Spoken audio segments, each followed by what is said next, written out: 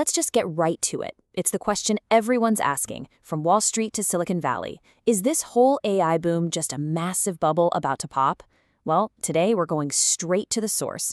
We're going to unpack what NVIDIA's CEO Jensen Huang thinks and why he's so sure the answer is a hard no. So this is it, the big question. Trillions of dollars are flooding into AI. So is this for real? Is it a sustainable revolution? Or are we just watching a classic case of speculative hype? You ask Jensen Huang that question, and his answer is instant. Bam, no. But okay, a one-word answer isn't going to cut it. The real question is why? Why is he so confident? Well, it turns out his whole argument rests on three huge fundamental shifts that are happening right now, mostly out of sight. And the first shift? It's the big one. This isn't just about a cool new app. This is about the very engine that has powered the digital world for 60 years, finally hitting a brick wall. For decades, this was the golden rule. Moore's law was like clockwork. Computers just got faster and cheaper, exponentially, every couple of years. It's what gave us everything from PCs to the phone in your hand. But according to Huang, that predictable, easy ride is over. So here's the problem. We've hit a physical limit. Our hunger for computing power, especially for AI, is just exploding. But the old way of doing things, with what we call general-purpose computing, think of it like a Swiss Army knife that's okay at a bunch of stuff but not amazing at any one thing. It just can't keep up anymore. So this isn't a choice, it's a forced move. And that necessity has sparked a pivot to a totally new way of building computers. Accelerated computing. It's a completely different philosophy. Instead of one processor doing things one by one, you use specialized chips, like GPUs, to attack thousands of problems all at once. It's like having an army of specialists instead of one handyman. It's a job that old-school CPUs would just choke on. Now, you'd think a change this fundamental would take, decades? But the shift has been shockingly fast. We just need to look at the data from the last 6 years.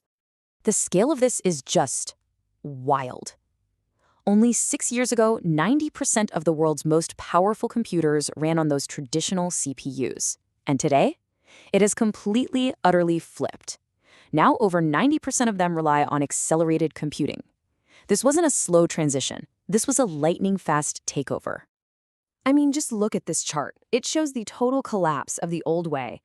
The dominance of traditional computing has just plummeted from 90% to almost nothing in a handful of years. This isn't a trend, it's a tectonic shift. And this, right here, is the absolute bedrock of Huang's entire argument.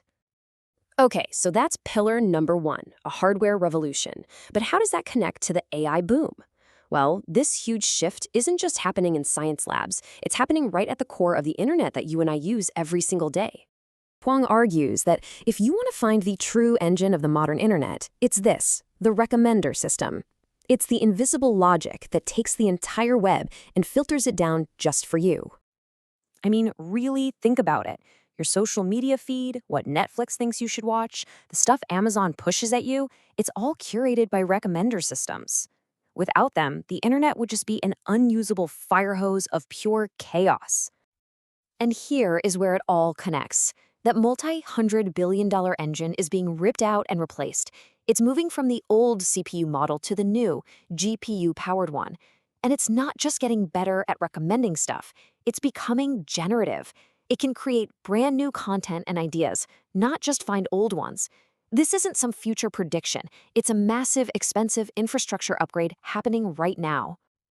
So we have a computing revolution, and the internet is getting rebuilt from the inside out.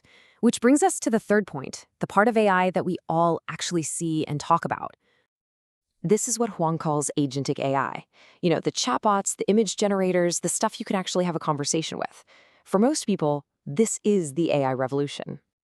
But his whole point is that this is just the tip of the iceberg.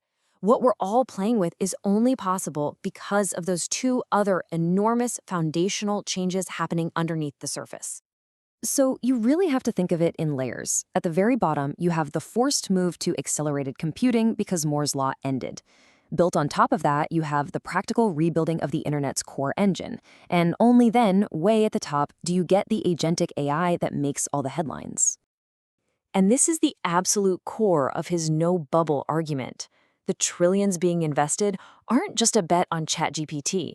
They're financing a fundamental replatforming of the entire computing world and the internet itself.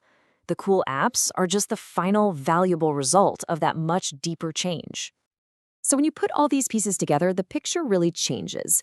It goes from looking like a speculative frenzy to something that looks a lot more like a logical, necessary evolution. So let's recap the whole case. Number 1, the old way of computing hit a wall, forcing a change to a new architecture. Number 2, the internet's most valuable systems are being rebuilt on that new architecture as we speak. And number 3, the AI everyone's talking about is just the logical final layer built on top of that solid new foundation. So, the crucial takeaway here is this. From Huang's perspective, we're not just watching another temporary tech trend. We are in the middle of a once-in-a-generation platform shift, something as fundamental as the move to personal computers or the internet itself. And that really leaves us with a fascinating final thought. If this isn't a bubble, if this really is the dawn of a completely new era of computing, then the real question isn't whether it will last.